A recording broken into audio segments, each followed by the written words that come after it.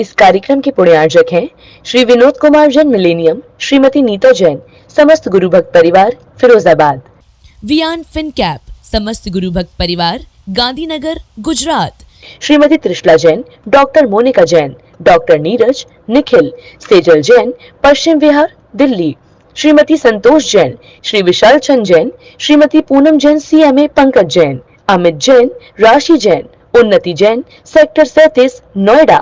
श्री पारसमल, इंदिरा देवी, संजय, विनीता, अजय, नीतू जैन, बाकलीवाल परिवार सूरत। ये हम अपनी आत्मा में सुख और शांति के बीजों का वपन कर सकते हैं।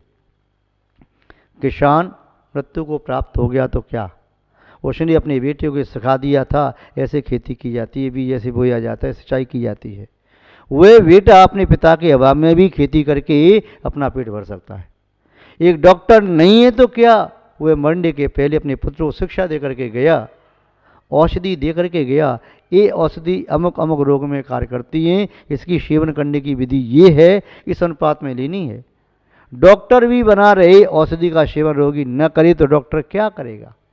और डॉक्टर नहीं है, औषधि है, औषधि सेवन की विधि है और डॉक्टर का बेटा है, उसकी बात मान करके भी अपने रोगों को दूर किया जा सकता है, शरीर को निरोगी बनाया जा सकता है। भगवान महावीर स्वामी आत्मा के डॉक्टर रहे। उन्होंने जो निर्देश दिए, जो परहेज बताए, जो औषधि सेवन की विधि बताई, जो पौष्टिक तत्वों का उपदेश दिया, वे आज भी उतने ही महत्वपूर्ण हैं जितने उस समय थे। बस पालन करना जरूरी है।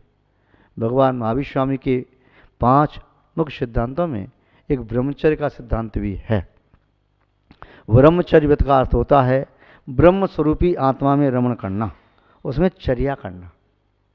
आत्मा का स्वभाव ब्रह्म स्वरूपी स्वभाव है आत्मा का, उसमें चर्या करना है, रमण करना है। श्रावकों की अवस्था अपेक्षा से कहें तो शील व्रत का पालन करना।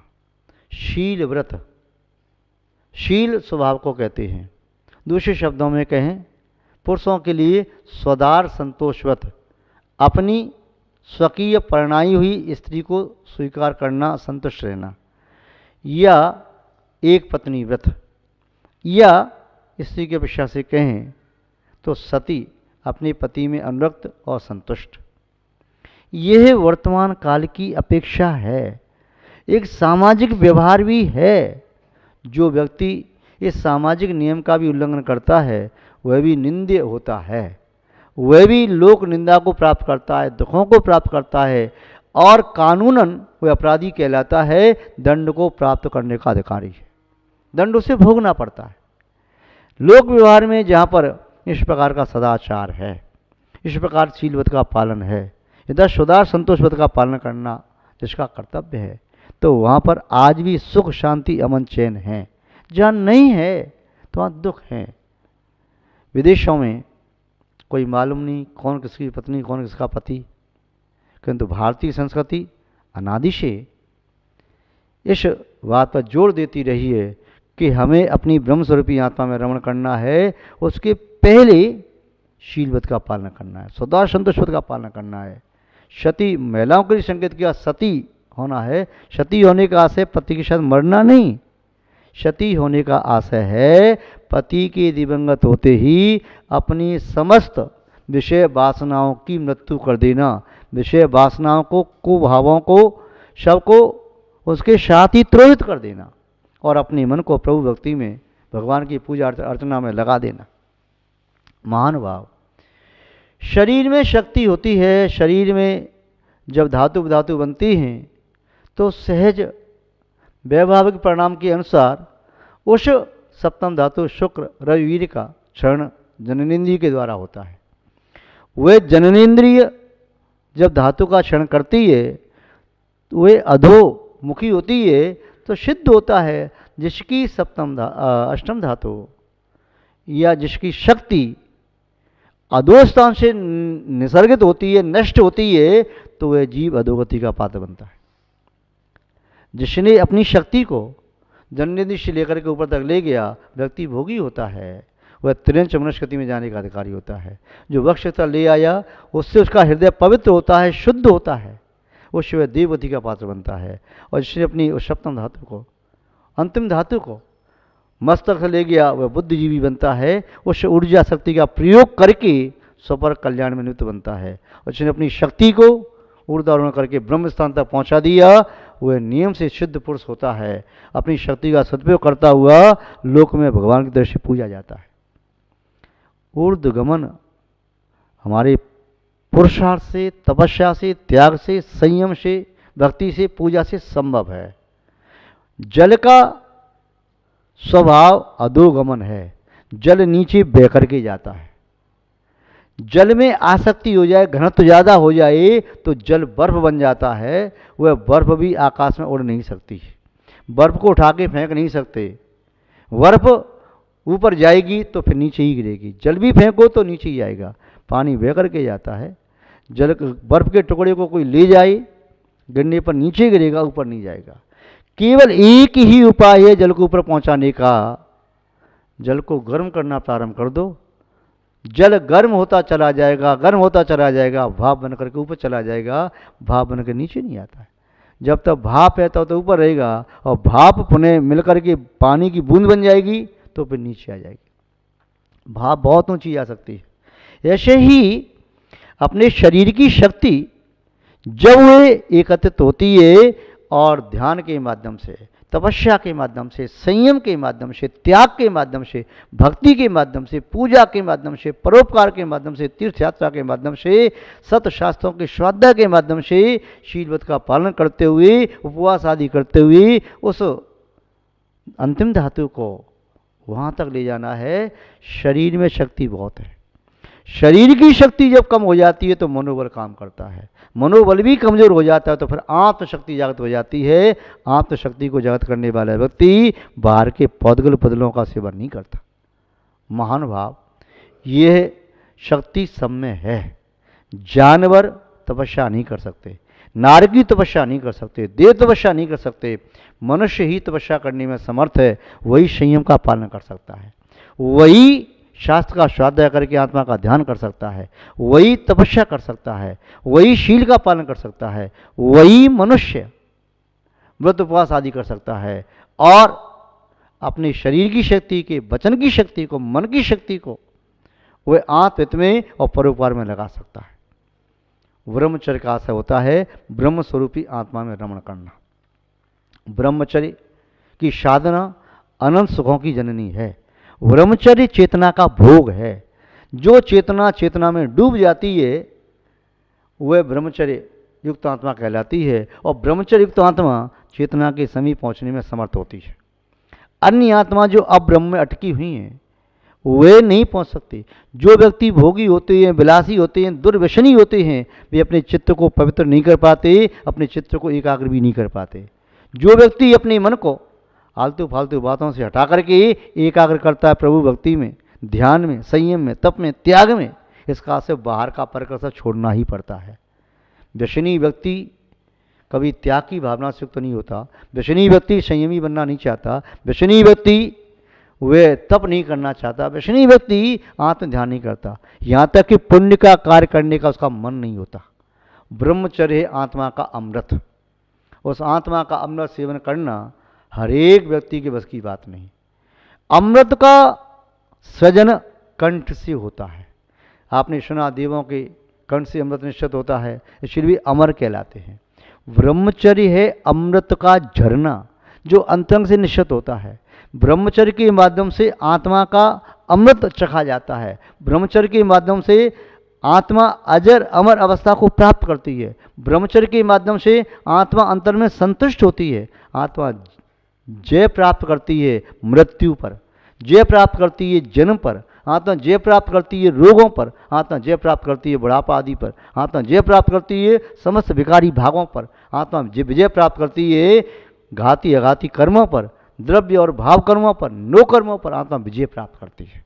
किंतु जो अब्रह्म में लगी हुई आत्मा कीचड़ में सड़ते हुए किसी पदार्थ की तरह से है, वे बाहर में संश्लिष्ट है, बाहर से सुख खोज रहा है। अमृत कभी बाहर नहीं मिलता, बाहर तो विष ही मिलता है। इसलिए कवियों ने कहा विष वेल नारी तज गई योगीश्वरा।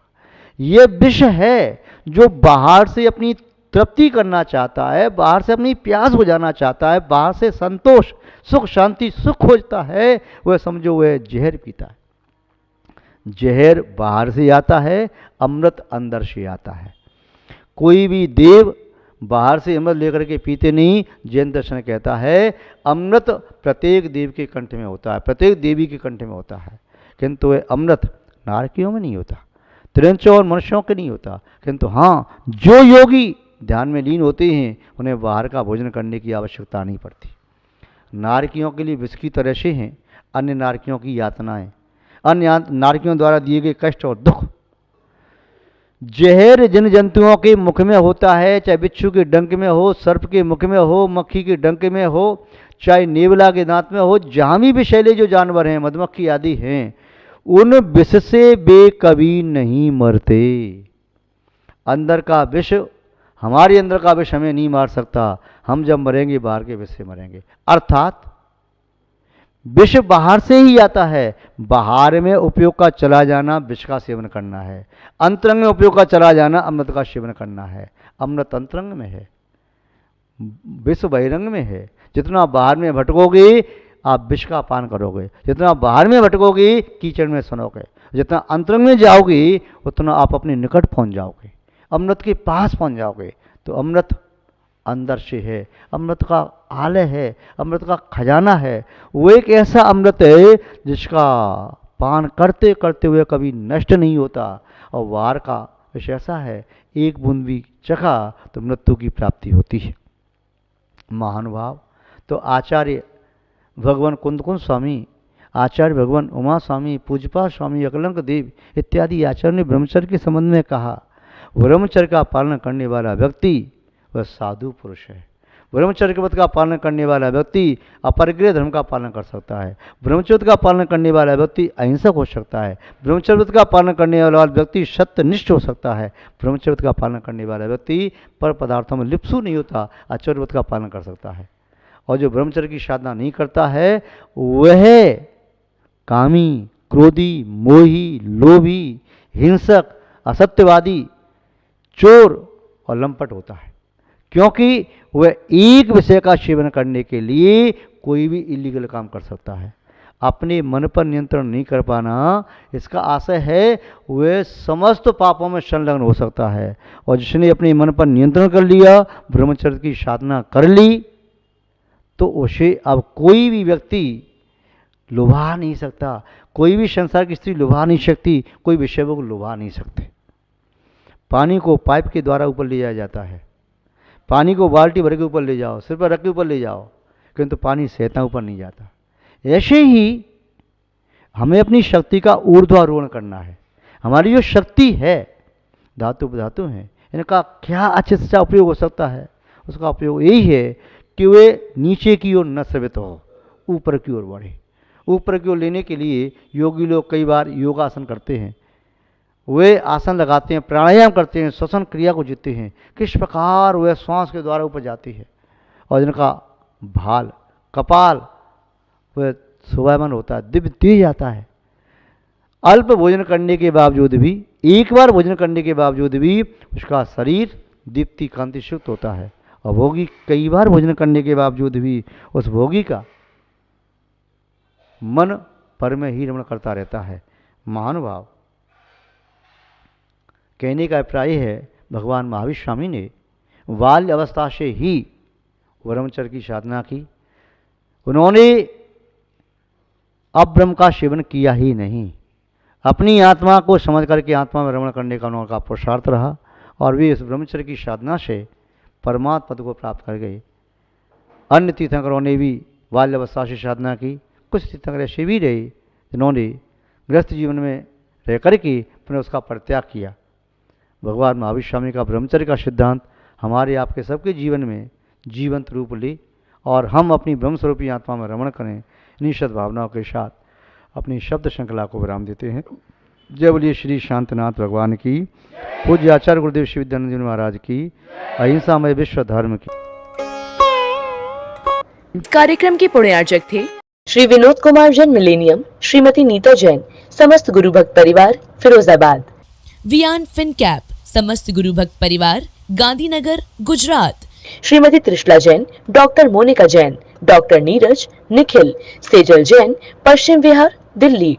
श्रीमती संतोष जैन, श्री विशाल चंद जैन, श्रीमती पूनम जैन, CMA, पंकज जैन, अमित जैन, राशि जैन, उन्नति जैन, सेक्टर 37, नोएडा। श्री पारसमल, इंदिरा देवी, संजय, विनीता, अजय, नीतू जैन, बाकलीवाल परिवार, सूरत।